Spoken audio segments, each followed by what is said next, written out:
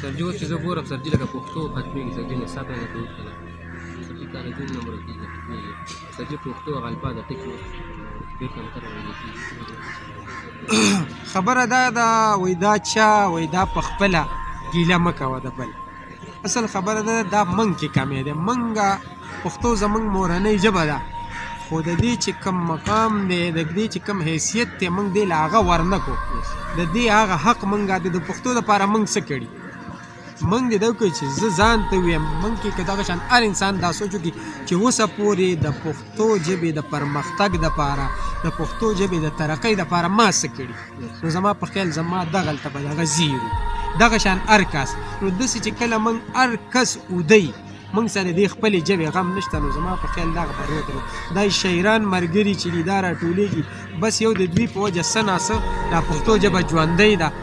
دا موږ چې پښتو الفاظ اورو دا د دې شاعرانو برکت دی او زه د دې ټولو شاعرانو ورونو زه خو په دې ډېر کمزور یم نو د دې ټولو ورونو ډېر ممنون یم چې دا پښتو ژبې ژوندۍ ساتلې ده او موږ دغه غواړو چې دا زموږ مورنۍ ژبه ده نو پکار دی چې دې له زموږ په نصاب کې هم پوره حصه د پریمرۍ نه واله تر د کالجه پورې د یونیورسټۍ پورې دې له ښه باقاعده درجه او څنګه چې د نورو سبجیکټو اهمیت دی چې دغه شان دې له هم اهمیت وکړي پروفیسر د سرجي ډېر زیات مننه کومه شکریه ده کومه چې موږ یې په دې لنډ تنګ وخت کې موږ له وخت راکړو نو دغه رنګ به موږ کوشش کوو د پښتو ژبې لپاره وایي پسه د مرور چېرته تللی د پښتو انګلیش بابا وایي دا ولې په دې ښار کې داسې غلی د پښتو او د بل چا سره ډېرې بخانې ډېر جوازونه دا موږ ته په څه باندې کوي د پښتو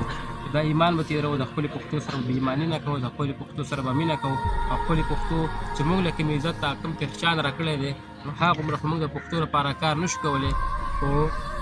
یوه ذره برابر موږ کار کوو دې نه به څه جوړېږي نو د پښتو به موږ په دې خلکو باندې منو ماشاءالله شاعرانو محترمینو خو اوس هم لکه شاعران نه وي او شاعران پښتو وایي د پښتو شعر سره مینه ساتي نو دا د هغوی برکت دی لکه څنګه سرجي لکه د پښتو شعر سرجي لکه سینه خو ډېر زیاته پراخه ده او د پښتو خو ډېر مکمل پراخه ده په هر ژبه کې شاعران ډېر زیات دي او د پښتو شعر لکه څلور ستنې یو رحمان بابا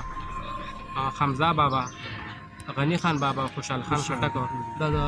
د پښتو شعر څلور ستنې دي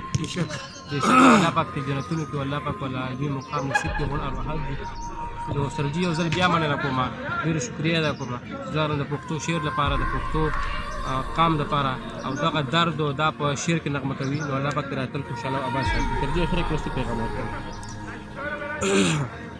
بس ماجد بھائی اخر کې پیغام خو زما دا دی د خپلو خوږو سټوډنټانو ته چې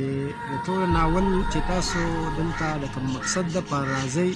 نو هغه مقصد حاصل کړئ سبق ووایئ ځکه چې دا سبق ستاسو د روښانه سباون